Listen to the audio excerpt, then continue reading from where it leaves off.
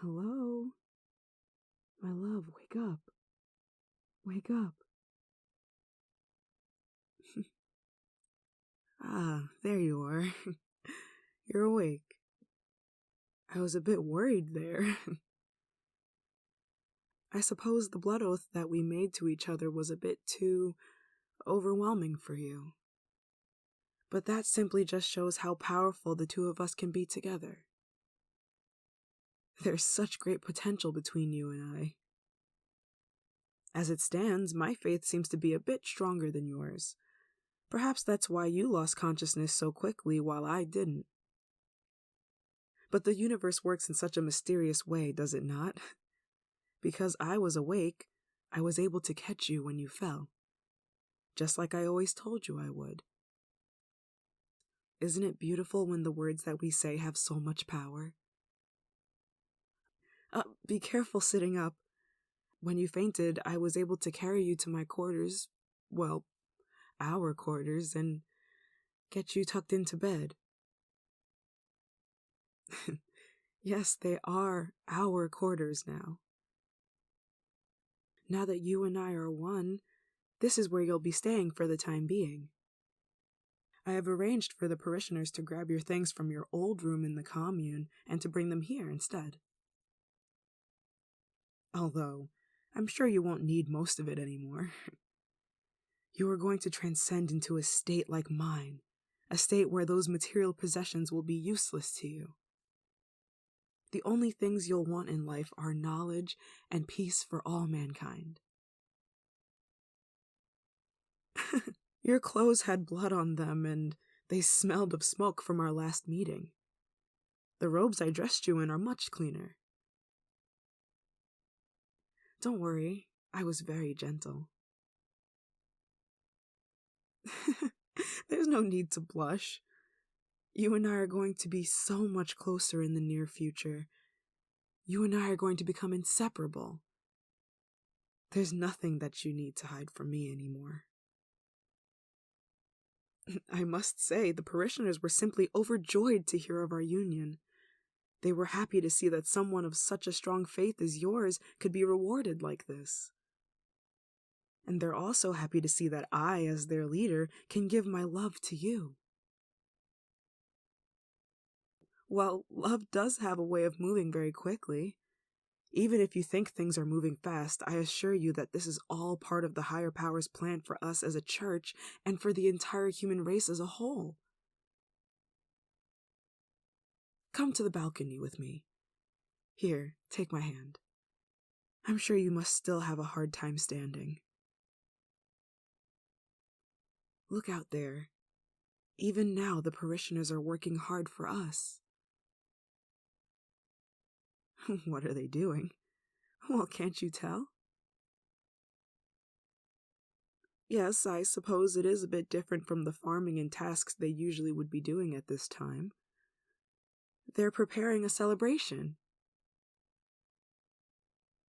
A celebration for us, of course. They were simply so delighted by the news of our union that they wanted to throw us a celebration.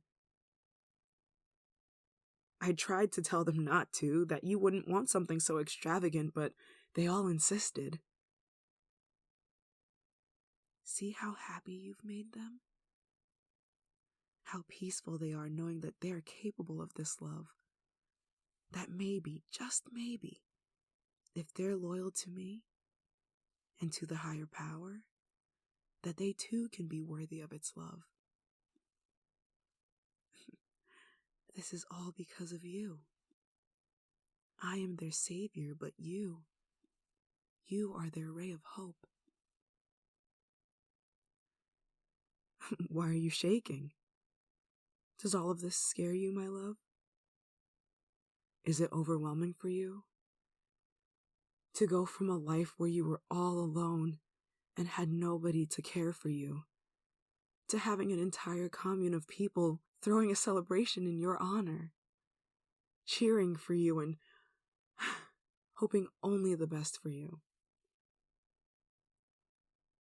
I told you that you were worthy of love. And now, can't you see? I was right. I was right all along. This is the life that you have to look forward to now. You are part of me, and the others must treat you with the same respect that they treat me. No, it's not too much. It's what you deserve for bringing such hope to our people. You are so very humble. That's exactly what you were saying when you first fainted. When my blood first started to flow through your veins. In that faint little voice of yours, you said, No, I can't. It's too much. Those pesky, intrusive thoughts are what's keeping you from your true destiny. They're what's keeping you from truly becoming one with me. And I think that this is the perfect time to cleanse you of not only your old status as a common parishioner, but also of these evil thoughts that are holding you hostage. Those little voices in your head that first made you cast doubt upon all of us. Just think of the world around us, how terrible it's become. I fear that it's even worse than the prophecies had foretold. Who are we to deny the world of the healing that we can give? Look at how much you've already done for this commune. If they heard those thoughts of yours, if they knew of the doubts that still crawl around inside your head, how do you think they would feel? You wouldn't want to hurt them like that, would you? You wouldn't want to take away what simple joys you've already given them? The hope in their eyes. If you were to act on those thoughts, if you were to doubt us any longer, or even worse, if you were to leave, well, there'd be nothing left for them to hope for. It would simply destroy them. It would destroy me. Yes, the parishioners would still have me to look up to, but remember, my love, you're a part of me now. You make me whole. Without you, I'd never be whole again. You have my blood and I have yours. Without you, a part of me is missing.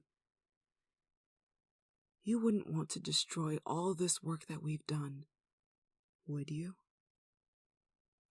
You wouldn't want to do something so selfish, would you?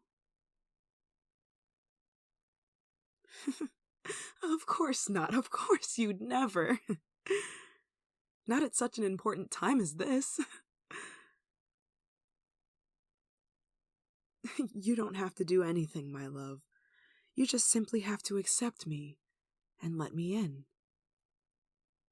Just as my blood flows through your veins, all you need to do is let me become a part of you.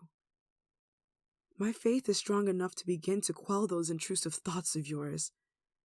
But you must also open yourself to me and let me in. We shall strengthen our bond as leaders, and through doing so, we'll strengthen our church. We'll grow bigger and stronger and take over everything around us. Once we've gathered the masses, then the true cleansing of the human race can begin. We will lead this world to peace. But first, I must lead you to me. It may be a daunting task, and there may be pain involved, but I know you're up for it. Because you and I are one, and I know that I would do anything for the greater good. To embrace our truest self through the teachings of our divine leader. But first, come, let's just rest. I wasn't able to lay with you when you fainted because I was organizing my morning sermon, but now that the parishioners seem to be more focused on the celebration, I suppose the holy word can wait until later. Instead, I'd rather spend some time in bed, getting even closer with my other half.